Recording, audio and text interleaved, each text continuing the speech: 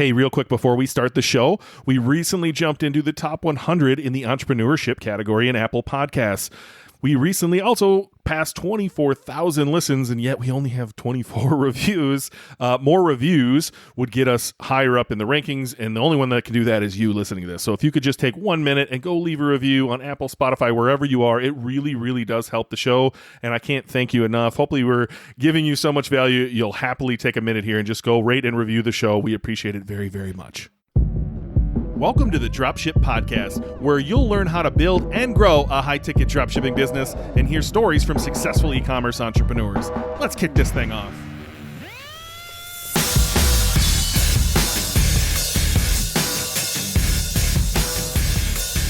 Hey, welcome to the Dropship Podcast, and this is a special Tactical Tuesday episode. We actually brought on someone to help you with some of the tactical stuff in your business. Today I'm joined by Katrina Mckinnon, I hope I said that correctly, from Copysmiths.com. I actually use her services, and so when she reached out and wanted to talk podcasts, I said this would be a great fit. I like what you guys do. I like how it integrates with the business I'm trying to build, and I think our students can learn something from that as well. So I'm excited to have you on. Oh, Ben, the feeling is mutual. I'm so thrilled that you reached out to us. And I love the style of your podcast, how you guys are real with your advice and you don't sensationalize everything and there's no hyperbole with what you offer. And so, I've listened to a few of the podcasts and I absolutely love the advice that you're giving to people, real advice, which is awesome. So thank you for having me on. I think I could throw it back at you, though. Like during our discussions as I was courting you to come. So a lot of what you do for me at Paramount Pet Health, or your team does, right? And you were very blunt. You were like, this is the service you're going to get. This is the quality you're going to get. If you want more than that, go find more than that. We're not going to give you less. We're going to do this. And it was very, very authentic, on point, and just like, the world needs more of that. The world needs less fluff and less bloat, and just, let's be honest, here's what you're going to get. And you know, I don't know, it worked out pretty well. I'm happy with what we're doing over there. And I know Leanna has a lot of fun editing what your team sends over and, you know, puts her little quirkiness into it. If anybody knows Leanna from Punchline Copy, you understand what I'm saying. So yeah, right back at you. I appreciate you. Well, I don't know your history. I was actually looking that up today. I was trying to find a podcast. I just came back from a massage. So on my drive there and back, I was trying to find an episode, and the only one I could find was from Ecommerce Fuel in 2013. And you weren't talking about Copysmiths at the time, which led me down a rabbit hole of like, oh, she's one of the founding members of ECF too. And so like, I'd love to hear your history, and then I'd love to hear just your thoughts on ECF. I give it plenty of praise on this podcast, but if you gave it some more, I'm sure you, Darian, wouldn't mind that. Yeah, sure. I'll tell you, it's actually interesting. I started in e-commerce. Well, I find it interesting. I started in e-commerce, you won't know this, in a kind of hybrid drop shipping business. So I ran a store called Gazebos Australia for 10 years. And it was the beautiful thing about this was I ran a web agency, and I worked out that if I went to a particular client that I was building their website for, and I said to them, you know, how about if I build you an e-commerce store on the side and it just sells this one type of product, and if I'm able to get sales for you, will you give me a cut? Will you give me a percentage of whatever the sales are? And, you know, and the answer was yes. But the way I pitched it to when I went to a new supplier was I literally rang them up out of the blue. They were located in Brisbane. They sold this product that I had a website for. And I called them up and I said, oh, can I buy a gazebo? And they said, yes, you know, that'll be, you know, $500. And I said, if I bought 10 today, would there be any chance of a 10% discount? And they said, yeah, absolutely. We'll give you a 10% discount. So I was like, wow, okay. So I can get a 10% discount on 10 gazebos if I buy them today. And I said to them, would you be able to ship those 10 gazebos to 10 different addresses, to 10 different people? And they're like, yeah, totally fine. And so that is the way I began Gazebos Australia. So we actually ran that store for probably 8 to 10 years. We ranked in the number one position for the Austrail brand, which is a huge Australian brand here. And all I did was run a big commerce store that I put content on. And the guys who ran the warehouse, so it's a totally separate business to mine, they would just log into BigCommerce, process all the applications, the order forms every day, process all the money. And at the end of the month, I'd send them an invoice for 10% of all the sales.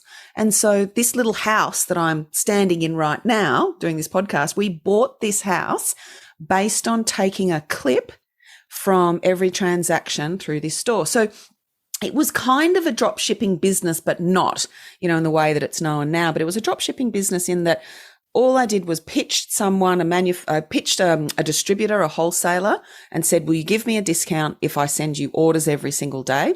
They said yes, because that was a concept that they could understand. Whereas if I had tried to pitch them on a whole drop shipping concept and explain how drop shipping worked, they would never have understood what I was talking about. But the fact that I put it into their terms, we ended up with running a business for about 10 years and just like, and I know it sounds like the glory, but yeah, money would just arrive in my bank account every single month from running this big commerce store. And we built it based on content.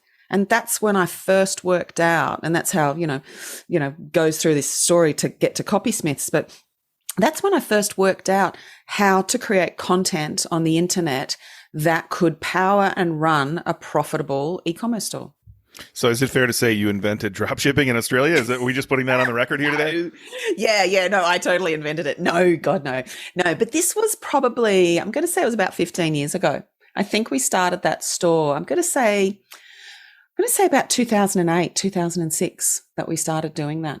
And I think, and dropshipping I had heard of at the time, but it was quite a complex thing. And particularly being in Australia, dropshipping out of China, it just wasn't as easy as it is now. Like you guys have just paved the way to make dropshipping extremely accessible and commonplace where people understand it. And most manufacturers are thrilled when someone turns up in their inbox and says, oh, we're a drop shipper.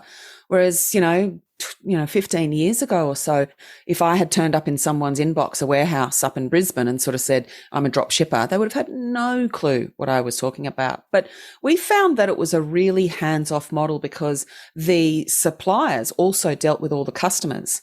They dealt with all the transactions, the customers, all the shipping, all the warehousing, everything like that. They were already selling on eBay. So that was the other thing, is I would go and find people who were already selling on eBay, but they didn't have their own store. And so that was a gap for them. And for us to come in and say, look, all we want is, in their mind, a 10% discount, it was a no-brainer for them. And we did it. We worked together for, maybe 8-10 years, something like that. Hey, if you're a big fan of this podcast, you're likely going to be a big fan of our YouTube channel as well. John and I try to put out a video every week. We do our best, and we'd love to have you over there. You can check it out at dropshipbreakthrough.com/YouTube. Subscribe, check out a few videos, throw a thumbs up on there. Let the algorithm know you want to see more high-ticket dropshipping content from John and myself. All right, back to the show. I've talked with John, who's Australian as well, and it sounds like it's still that way today, that you can't just call and say, hey, I'd like to become a dropshipper or a retailer for your brand. Like, you still have to explain yourself. There's a lot, which leads to a lot of opportunity, right? One of our recent episodes was a Freedom Friday with 2 Australian gentlemen who are absolutely crushing it, and they're crushing it through content. And there's a lot of opportunity in Australia. So if you're listening to this and you're Australian, you should be inspired by what you're hearing today.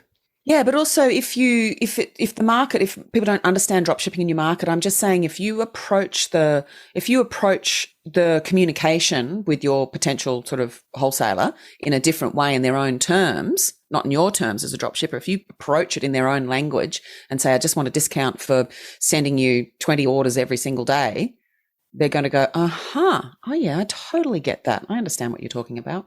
Yeah, and you took it to the next level, right? You were like, I don't want to run the site. I don't want to do it. I'm just going to stand right here in the middle, and I'm going to hook these 2 people up and take a little cut and build this beautiful home you have behind you. And so, you're on the next level. You invented dropshipping, and now you've taken it to new heights. Oh, Ben, you're a bit too kind with that. But no, it's been a fun journey. It has been a really fun journey. And then for ECF, I remember I was doing this at the time, and I was following Andrew Yadirian, who's the founder of Ecommerce Fuel. I was following him on a blog post on his blog. He was just blogging at that point. And I think I just would comment on his blog every so often because, again, there was no one at that point who was really blogging and talking about e-commerce. It was still quite a rare thing. And so I just reached out to him and sort of we got chatting and, became friends. And then one day he called me and said, look, I've got this community I'm going to set up, and I'm just talking to a few people to get it going. And so I think I was one of the first sort of 20 or 30 or people to, join the community. And at that point, we just, we all got together and it was amazing. And again, I cannot, like for listeners of yours, I cannot recommend highly enough to join a community of other people who have the same problems as you. So finding a drop shipping community, finding, people to talk to who've got the same problems that you face every single day. And you mustn't be intimidated that maybe you think that they're a level up, because they love helping and answering, questions, and even dumb questions. But joining a community who you can ask, in-depth questions or like even broad questions, just, makes you feel a little bit more sane in your everyday journey, particularly if you're working at home and, and drop shipping is quite hard and it's very technical and process driven. And so to be able to access other people who've got those same issues is a wonderful way to, grow your own business. Well, Andrew's built something special over there, right? And he started dropshipping. He had trollingmotors.net. He had Right Channel Radios. I actually had him on my podcast, The BK Show, episode 17. If you want to check that out, I'll throw a link in the show notes. His story is pretty cool of where he came from, what he's trying to build over there. And you're right, first off, vetting the community, right? So there's no Joe Bag of Donuts isn't showing up in there. It's people who are actually doing, now you have to be doing 7 figures to get in there. It used to be 6 figures. And so it's people actually doing this stuff every day. And I think one other point to that is it's paid. Like I'm a firm believer in paid groups. Like when you pay, you show up, you actually participate. When it's free, you probably won't show up and take part. And so we're trying to do the same thing for our students. We added an add-on for a paid Slack channel to get everybody in there and interact more and have more questions answered. Just try to build a community. And so I can only aspire to what Andrew's built over there. ECF is something special. I'm not sure how we didn't run into each other. I don't know if you came to, I've been in New Orleans, San Antonio, and then this last one in Virginia. Yeah, San Antonio. I was at San Antonio. Okay. I come over every so often for the ECF lives, and they're, brilliant fun. Yeah, they're amazing. Yeah. Just him, forcing you to have dinner with random people, forcing you to have lunch with random people, and just forcing the community. And you're going to sit down at a table with a bunch of people you have a lot in common with, and it ends up being some amazing conversation. So if you do get to the next one, I hope we run into each other. And definitely. I'd love to sit down and talk a little further. But let's jump right into your business, right? So you said you built, I'm going to get it wrong. Was it pergolas? Gazebos Australia. Gazebos, same, right? Close enough. Yeah, same. Gazebos Australia using content, right? So I'm assuming that's where Copysmiths spawned out of. What does Copysmiths do? At the most general level, what does Copysmiths do? So we are specialists in blog articles for e-commerce stores. So what happens is that we can accelerate organic growth just simply through content. And in a little bit more detail, Gazebos Australia, for example, we literally just wrote articles on how to put up a gazebo, how to take down a gazebo, how to wash a gazebo, how to store a gazebo. But we would also do slightly more creative content around visuals we've got this article. And if you Google it today, you can still find it. It's 101 Ways to Gazebo. And that article was 100 images of just pictures of people using their gazebos. And visuals are so important in conveying information, but they're also incredibly important in getting to rank on Google. So what we've worked out over the years, and then, whilst I was running the Gazebos Australia store, just on the side, I also had a web agency. And the web agency, we did PPC and, socials and maintained people's websites for, large corporations right down to small. But the one thing we got really, really good at was content. So we would always be blogging for these businesses. And so again, we learnt, because we were able to test the content and to see what was effective, we learnt the types of content and how to create content for e-commerce stores that ended up ranking. So we took one store, and again, I know this sounds amazing, but it's quite regular when you actually commit to something. So anyone will say this with an AdWords channel. They'll go, oh yeah, we make all this money, or we've got all this growth through our AdWords channel. And that's because people really study the channel. They work it out. They work out how the algorithm works. They work out, what ads work. They do split testing, and they really commit to it. And it's the same with organic traffic and organic, content. Once you commit to that channel, you get results. And so to give you an example, one of the clients that we worked for was a company called GoFar. When we first started working with them, they had 800 unique visitors a month, organic, to their store. And by the time we stopped working with them about 15 months later, they had about 160,000 unique organic visitors to the store.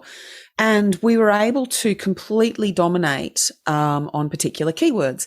And I can, I'd love to, I don't want to talk too much about Copysmiths, but, because it's quite self-serving, but I'd love to tell you the things that people can do to make content work for them, if we could move on to that. Yeah, fire away. I mean, we talk a lot of SEO on this channel, right? I think that's what sets John and I apart from other dropshippers and anyone really in this industry. No one's talking about SEO, right? And so that's where I've had the majority of my success, is actually, ranking for very tough keywords, which started with ranking for not so tough keywords and working your way to the tough keywords. So yeah, you're speaking my nerdy little love language here. Speak as much as you want on this. So I just want to jump in here real quick and say, if you're loving this show, the number one thing you can do to help us right now is to smash that subscribe or follow button and leave us a review. It really does help us to grow this show and reach more people. And you can do it right now while you're listening. And also, if you've got a friend or two that you know should be listening to this show, make sure you share it with them or just send them to dropshippodcast.com. We'd love to have them join us as well. And real quick, I've got 2 additional dropshipping resources that we would love to share with you. The first is our free dropshipping Facebook group called the Dropship Tribe. It's all about high-ticket dropshipping, and you can learn a ton in there. All you need to do is jump onto Facebook and search the Dropship Tribe, or go to facebook.com/groups/dropship tribe and hit the join button. Now, if you're loving the Dropship Podcast and you want more, we actually have a members-only version of this show where we go even deeper into high-ticket dropshipping. We do question and answers with our members, website reviews, teardowns, and a whole bunch of other fun stuff. It's just $5 an episode, which is like a cup of coffee. And as a bonus, you get free access to our entire back catalogue of episodes when you join. So you can binge it without paying a cent. Just head over to patreon.com/dropship podcast. And just as a note, you can find the links to both of those resources below in the show notes. Now let's dive back into the show. So one of the things that all the SEOs sort of say is, I'm a bit of an we don't do technical SEO. What we believe in is the creative side of things. So we sort of say, when people say, content is king, or we say, well, creativity is queen. And that's where the love comes into content. So I feel like lots of SEOs are following the algorithm, and they're saying, right, well, we've got to put this many words in. Everyone said, you've got to do 1,200 words. So, everyone now writes 1,200 words. There's certain tools you must use for keyword injection. And there's, you've got to, do this rule and this rule and this rule and this rule. And everyone gets so caught up in following very kind of vanilla rules that they forget that there's a reader at the other end. It's not just the algorithm. So the algorithm, certainly, if you've got a very clean, technically clean website in terms of SEO, will come and crawl your site. But Google's also checking for engagement. It's checking to see whether people are clicking and whether the real people are clicking and engaging with the content and sharing it. And that's where the creativity comes into it. So that's the thing that I think really sets Copysmiths apart, is we focus on creative SEO content. And that's, how we manage to, get good results for our clients. So the things we do is we always start off with just the basics. So we always write about product content and the basics. And that's just things like comparison guides, but also listicles, 5 ways to use a tent.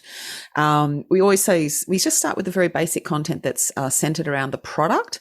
And then we get into what I call fun, drunk, auntie content.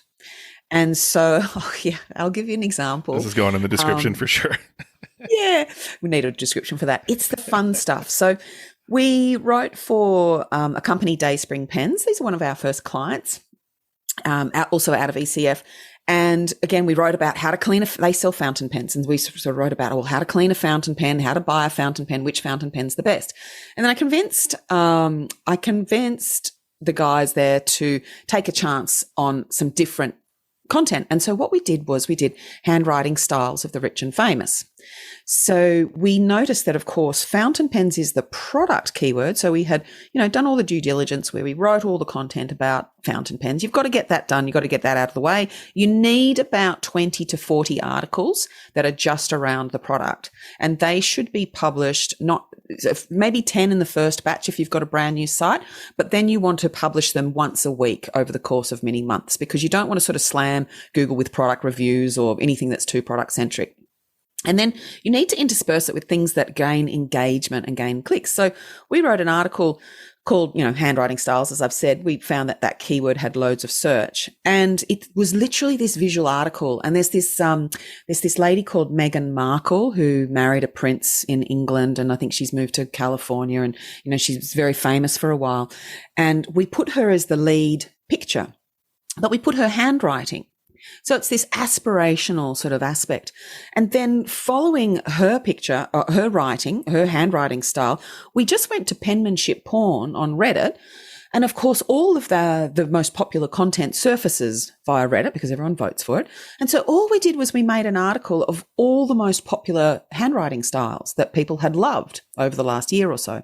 And so again, that article alone now makes a substantial 5 figures for the client, every month, day in, day out. And it's just that one article that managed to bring a whole bunch of people in, and they stayed, and then they gave, it was engagement. They became aware of the brand. Of course, we put the product into the articles. But that's the kind of fun drunk auntie where you sort of go, oh, wouldn't it be fun to, see which celebrities have what handwriting style? Or let's say you sell tattoo aftercare lotion. You might sort of say, oh, what are all the celebrities? What are the silliest, tattoos that the celebrities have got? Or what are the most beautiful tattoos that the celebrities have got? And then it's that brand association that comes in with that engaging, creative, interesting content. And so that's the thing I think that we do a little bit differently to SEOs and other people, is that we try not to just follow. We follow all of Google's rules. We're very, very clear on that. But Google says, literally in the advanced blogger guidelines, it says write well and often. And so those are the 2 guiding principles for us. And the well bit is then followed up by Google says that likes rich media. And so all of our articles are very rich in terms of visual aspects throughout the articles. And again, it just works. It just keeps ranking. Yeah, I think you touched on so much good stuff there that I just want to touch on a few of it, right? So first off, look, we all sell products. There is a zillion keywords that happen with the product. You can go to answerthepublic.com, put your product generic keyword in there. It's going to give you all the stuff. You have to build that. There's no question. You have to build all that stuff out. But it's that fun stuff that's even more fun, right? So Sean Purry recently called this big Mario marketing. So I don't know if you played Mario as a kid or not, but there's little Mario, right? He's got nothing. And then he finds this fire flower and he turns into big Mario and he can throw fireballs, right? And imagine you were the manufacturer of the fire flower. So when somebody comes to your page, what are you going to tell them? You're going to be like, this fire flower is so bright. You're going to talk about its features and talk about product, and no one gives a shit. They want to know, what cool shit can Mario do now that he's big and orange and throws fireballs, right? And so if you imagine you put out content of him throwing fireballs, killing things in Mario, that's the content people are going to want to watch, right? And then they're going to come by the fire flower because that's how they get there, right? So you just did the same thing with the pen. Let's go show cool shit with this pen. And then they're going to filter their way back to wanting this pen and working on calligraphy and things like that. And so it seems so obvious, right? But if you think about all the, like when you lay in bed at night, are you consuming that generic content of, sure, some of it, right? You got to learn about the product, but you want to have fun. You're on YouTube scrolling videos to have a good experience, right? And the same thing's going to happen when you're reading blog posts. So I love the way that you put that, and I think more people need to think that way, right? They get too caught in keywords and too caught in minutia and don't think about the human behind the screen. You're absolutely right, Ben. Like, they get really hung up on, oh, I've got to just write about my product and I've got to be really serious about this and I've got to keep it really tight.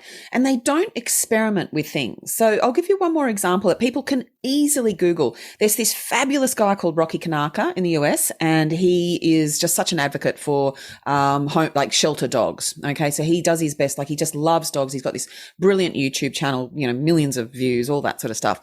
And they came to us and sort of said, we want you to write about, dog health and dog issues, which is exactly in their keyword, cluster. That's exactly what they want. But I managed to convince Lorna to let us write about puppuccinos, because there was this huge keyword search for puppuccino. And I knew that if we did some fun drunk auntie content around it.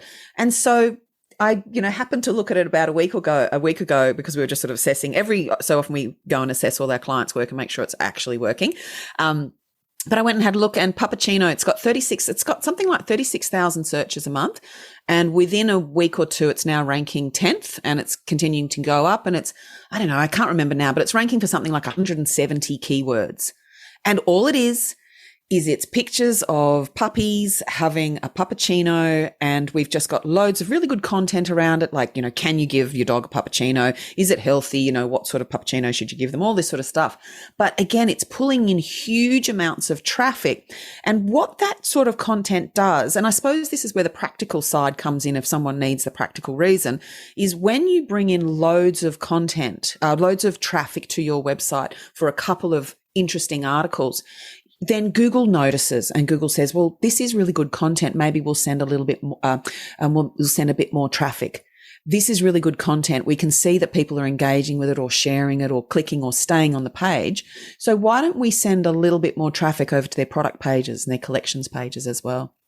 So that's the other thing we've noticed is that as soon as we create good content that we link through to category pages and collections pages in particular, the collections and product pages, the collections and the category pages start to rank. They rank much better and get more traffic. So that's a little hot tip there is from your content, from your blog, always the first link should always be to a category or a collection page if you can, because that really helps with the link juice and also the clicks through.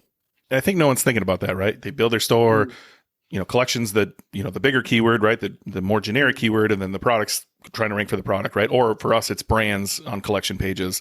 And they're like, man, it'd be great if I rank number one for this brand or number one for this product. But you're not going to get there without building all that ancillary long tail stuff and that fun stuff, and then pointing it back here and sending some of that juice, if you will, that authority back to the pages that actually matter. Let alone, you just got my head spinning, right? I own a dog supplement company. And so if you rank number one for, puppuccino and had all the pictures, like all 160,000 people who came to that page, they're dog owners, right? And now I can remarket to them on brand with other things, or push them to other articles or get them on my email list. Like there's a lot of opportunity there to fill the very very top of the sponge, right? And then work their way down and start squeezing. I say that to people. You've just got to retarget them. So you've just got to cookie them. So when people come in, that they've got a dog or that they love dogs or whatever. You've just got to cookie them, and then you can follow them around. But email newsletters, you can get them to join that. It's really important that the structure of your blog is very Google EAT specific. So you have to have an author profile on the page. You have to make sure that you've got other blog posts that they can click through to. There's things like, just a couple of tips for people.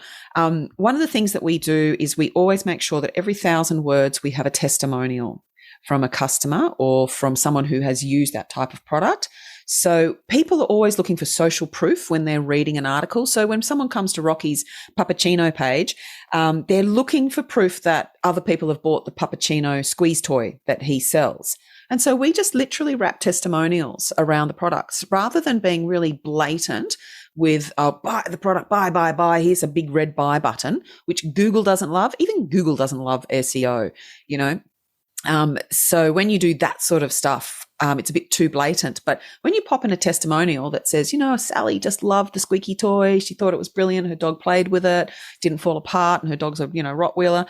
That gets clicks through to the product page or the collection page. So again, try to think exactly as you were saying, Ben, try to think about what your experience is scrolling through the net. Oh, Sally liked the Puppuccino squeeze toy. I'll click, as opposed to here's the big red button that says buy now. Well, look, I appreciate your time. Thanks so much for coming on. What is the best way for our students to find you? Otherwise, I'm happy to share exactly what I purchased from you guys and the way I use you. And certainly we can share that in an even longer episode if you're up for it some other time. If you want to go real deep, sure. we do a Patreon where we go into the real nerdy stuff. So if you're ever interested in that, we'd love. I'd love to do a webinar like that. I'm very open with showing our processes and exactly how we do things, because I think that once we all create good content, the internet's a bit of a better place. And I love teaching people how to write good content because that's a passion. But no, people can just come along to copysmiths.com. We've got a tool on there, Copy Count, that will help people work out how many visual elements they need to have in their articles. And then we've also got CopyZine, which is a newsletter, which just has blog tips in it from, learnings and things that we've learned. So again, people can just sign up for the newsletter, and we don't it's not like a marketing newsletter. If it's more tutorials and sort of saying this is exactly how we work and what we do. So just come over to copysmiths.com. Well, I'll definitely put it in the show notes. If you look, my only advice: buy in bulk. It doesn't make sense to buy a small amount. Buy a bunch. You're going to use these. I now see you have product descriptions on there, which would be very, very amazing for some of our students as well. And so I can't recommend them enough. I'm happy to talk more if you ever want to chat more, but I would appreciate you. Thanks, Ben. Thank you. Thanks for listening to the Dropship Podcast. You can find all the show notes for this episode at dropshippodcast.com. And if you're ready to take the next step in your dropshipping journey, we invite you to join us inside Dropship Breakthrough, where John and I will walk you through step by step in starting your own high-ticket dropshipping e-commerce business. But that's not all. Dropship Breakthrough will also teach you everything you'll need to know to grow your business and take it to the next level. So head over to dropshipbreakthrough.com and sign up for our free training that will help you take the first steps towards building and growing your own profitable high-ticket dropshipping business.